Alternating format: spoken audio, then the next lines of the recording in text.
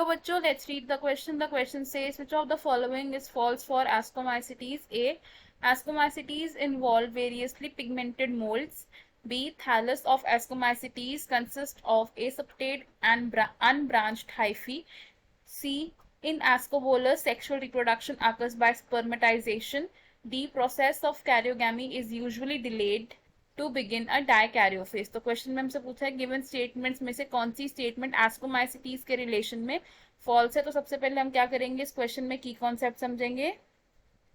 की कॉन्सेप्ट, इस क्वेश्चन में हमारा की कॉन्सेप्ट होगा एस्कोमाइसिटीज. एस्कोमाइसिटीज क्या होता है, ये वो क्लास ऑफ फंगस होती है जिसे हम क्या कहते हैं commonly, sac fungi. Sac fungi. अब एस्कोमाइसिटीज के जो मेंबर्स होते हैं ये मोस्टली मल्टीसेलुलर होते हैं, लेकिन रेयरली यूनिसेलुलर भी हो सकते हैं. तो मल्टीसेलुलर मेंबर का एग्जांपल क्या हो सकता है, पेनिसिलियम.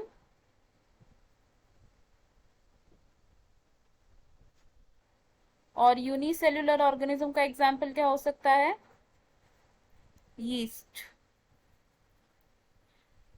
एस्कोमाइसिटीज का जो माइसीलियम होता है वो किस तरीके का होता है, mycelium is branched and septate.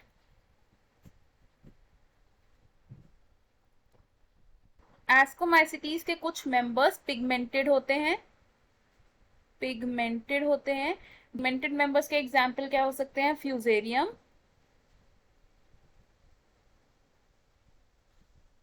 Penicillium,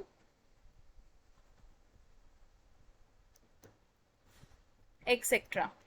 इनमें क्या प्रेजेंट होता है, नेचुरल पिगमेंट्स प्रेजेंट होते हैं. नेक्स्ट पॉइंट क्या होगा कि एस्कोमाइसिटीज का एक मेंबर है जिसे हम क्या कहते हैं, एस्कोबोलस. एस्कोबोलस में क्या होता है, हाइफे में से स्पेशल सेक्स सेल डेवलप होते हैं. Special sex cell develop from hyphae. और इन सेल्स को हम क्या बोलते हैं, स्पर्मेशिया. अब ये जो स्पर्मेशिया होते हैं ये क्या करते हैं, रिसेप्टिव हाइफी के साथ फर्टिलाइज करते हैं. अब एस्कोमाइसिटीज का एक कैरेक्टरिस्टिक फीचर है कि इसमें क्या प्रेजेंट होता है, एक डायकैरियोफेज प्रेजेंट होता है. डायकैरियोफेज प्रेजेंट होता है. डायकैरियोफेज की अक्रेंस के लिए क्या होता है, जो कैरियोगेमी होती है वो डिले हो जाती है in the members of this fungi. तो क्या होता है, karyogamy is delayed to get डायकैरियोफेज. डायकैरियोफेज का मतलब क्या है कि एक ही सेल के अंदर दो न्यूक्लियाई प्रेजेंट है, यानी कि 2 न्यूक्लियाई पर सेल प्रेजेंट है. तो हमें जो स्टेटमेंट दी थी इनमें से हमारी कौन सी स्टेटमेंट फॉल्स है, हमारी स्टेटमेंट जो फॉल्स है that will be option B, कि thallus of Ascomycetes consist of aseptate and unbranched hyphae.